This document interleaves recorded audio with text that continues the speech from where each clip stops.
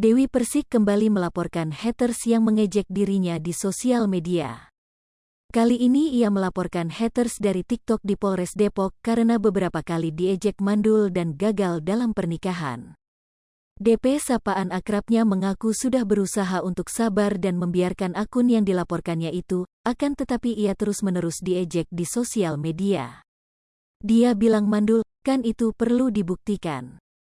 Saya sebetulnya gak masalah tapi karena terus-terusan jadi keganggu, ujar Dewi Persik di Polres Depok, Jumat, tanggal 18 November tahun 2022.